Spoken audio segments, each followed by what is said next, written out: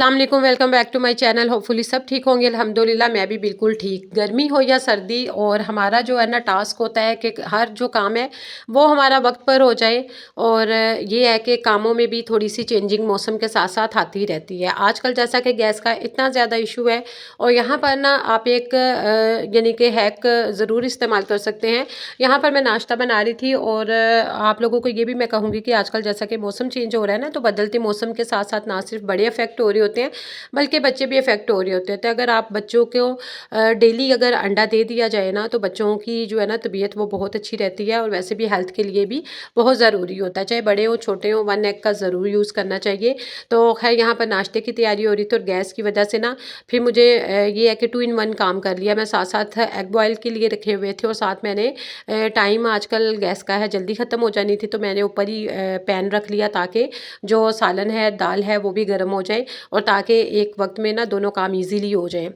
तो यहाँ पर ना काफ़ी दिन पहले जो है मैंने विंटर के कपड़े निकाले, और जो समर के कपड़े थे वो पैक करके रख दिए। लेकिन एक दूसरे रूम में मैं गई, तो वहाँ पर कबर्ड मैंने खोला, तो सामने ही ना कुछ मेरे नए ड्रेसेस जो थे, और कुछ अभी यूज़ किए हुए हैं, कुछ इनमें से किए ही नहीं हैं, तो वो हैंग किए हुए थे। तो मैंने सोचा कि इनको भी ना क्योंकि आजकल तो अब ये पहनने नहीं जाएंगे, तो इनको भी ज़रा मैं पैक करके तो इनको कहीं रख दूँ, ताकि फिर नेक्स्ट सीज़न में जो है ना वो यूज़ हो जाएंगे। उसके अलावा ये होता है कि अगर ना इनको फिर थोड़ी सी स्पेस भी मिल जाती है, कि अगर ये कपड़े वहीं हैंग रहते, एक तो डस्ट बहुत ज़्यादा होती है, कबर्ड के अंदर तक भी चली जाती है, तो दूसरा ये है कि फिर स्पेस नहीं बचती। ज़ाहिर है हमने विंटर वाले निकालने होते हैं, समर वाले रखने होते हैं, तो इसी तरह से मौसम के लिहाज से फिर हमें थोड़ी सी जगह भी मिल जाती है, कि चीज़ें हमारी सेट हो जाती हैं, और चीज़ों रखने के लिए ज़्यादा जगह जो है वो हमें मिल जाती है। उसके साथ साथ ही जो है सारा दिन के काम, जो सुबह हेल्पर आ गई, तो फिर साथ ही मैंने ना अपने ये काम साथ साथ कर रही थी। और डस्टिंग का काम हल्का फुल्का सा ही करना था, क्योंकि विंटर में ना ज़्यादा मैं डेली डस्टिंग नहीं करती। हाँ, टीवी लाउंज की डेली हो जाती है, जैसे कि डाइनिंग टेबल की, सोफ़ा की हल्की फुल्की सी, और जो दूसरे टेबल की। और समर में ना ज़्यादा डस्ट उठती है, जिसकी वजह से डस्टिंग जो है डेली ही जो है ना करना बहुत ज़रूरी होता है। टेरेस पर ना एक आधा झूला पड़ा हुआ था यहाँ पर, और इसके काफ़ी निशान जो है फिक्स हो गए थे, और इसको ना मैंने उठा के, क्योंकि यहाँ पर ना फिर मुझे थोड़ी सी जगह चाहिए थी, और जगह कम पड़ी थी, और मैंने सोचा कि इसको ना झूले को जो है ना फ़िलहाल मैंने ऊपर अपने स्टोर रूम में रखा है, और वहाँ पर वो ओपनिंग है, तो वहाँ पर भी मैंने इसको रख दिया, बल्कि वहाँ पर भी मैं दिखाऊंगी, वो सही लग रहा है। यहाँ से ना जो एक आधा चारपाई रखी हुई है, ताकि टेरेस पर अगर धूप आ जाए थोड़ी देर इंसान बैठ सकता है धूप के लिए। वैसे मेरे टेरेस पर बिल्कुल थोड़ी सी धूप आती है, और तब आती है जब मैं फारिग नहीं होती, और जब धूप मैं फ्री होती हूँ तब हमारे टेरेस पर धूप नहीं आती। तो यहाँ पर फिर ये है कि साथ ही साथ ना आज अच्छी तरह से प्लांट्स वगैरह, और पीछे जो है ना गली वाली साइड भी वॉश करनी थी, और सर्फ डाल के अच्छी तरह से। और झूले वाली साइड पे ना हल्के फुल्के से निशान आज कम हुए, क्योंकि मैं और भी साथ साथ काम कर रही थी, तो मैंने कहीं निकलना भी था, जाना था, जिसकी वजह से मैं लेट हो रही थी।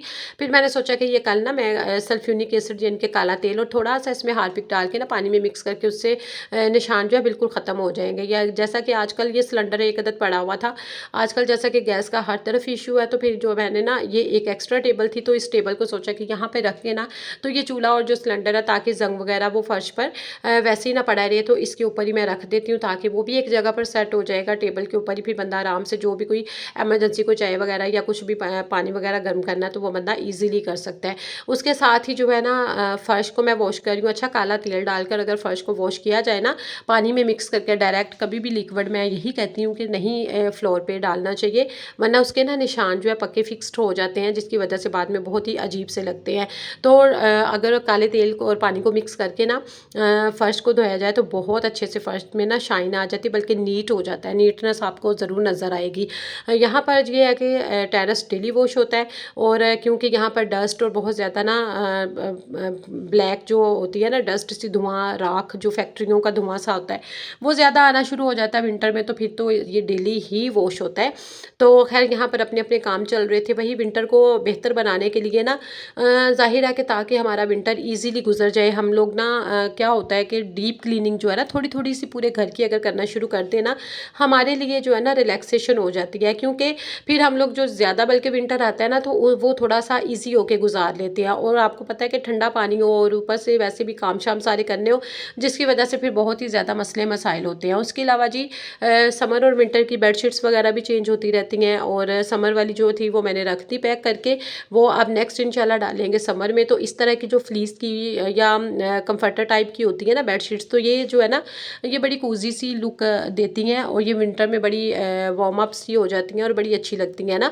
अगर बल्कि आपकी रज़ाई में नीचे वाली साइड पे कॉटन का कपड़ा हो तो आप एक इस तरह का कंफर्टर भी नीचे तह लगा के ना, तो फिर रज़ाई को अगर लिया जाए तो फिर यकीन करें बहुत जल्दी गर्म और बहुत ही अच्छे से आपको सर्दी का जितनी मर्जी होगी ना सर्दी, तो आपको ठंड का एहसास भी नहीं होगा। तो यहाँ पर जो है ना बेडशीट्स इस तरह की बेस्ट रहती हैं। तो यहाँ पर मैं बेडशीट्स ही चेंज कर रही थी, उसके साथ साथ समर वाली उठा के सारी रख दिया है। कर्टन भी जो होते हैं वो भी समर और विंटर वाले अलग अलग से होते हैं, विंटर की तरह मोटे होते हैं ताकि सर्दी का एहसास कम हो।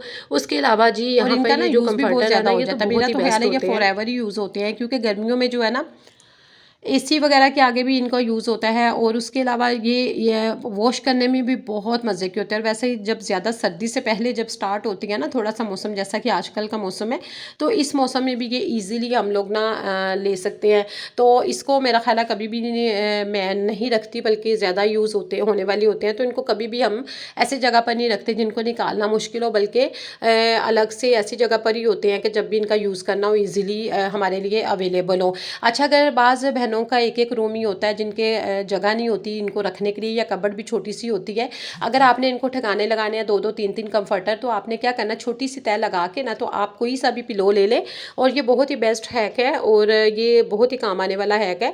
तो इसको आपने क्या करना है कि बजाय इधर उधर रखने के लिए या जगह नहीं मिल रही आपको, तो इस तरह का पिलो कवर ले और सिंपल उसमें जो है ना आप उसकी छोटी सी तह लगा के तो आप इसमें रख सकते हो। देखें ये आप पिलो की जगह भी यूज़ कर सकते हो और वैसे भी ये बहुत ही ईजी आपके वो भी चीज़ें भी सेफ़ हो जाएंगी कि आपका अलग से आपको रखने की टेंशन नहीं होगी, आपकी स्पेस ज़्यादा चाहिए होगी आपको, इस चीज़ की आप झंझट से जो है ना दूर रहेंगे।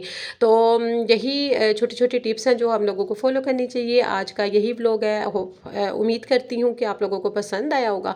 अगर पसंद आए तो नए देखने वालों से रिक्वेस्ट है चैनल को सब्सक्राइब कर ले। अपना ख्याल रखिएगा। Take care. अल्लाह हाफिज़। Bye bye.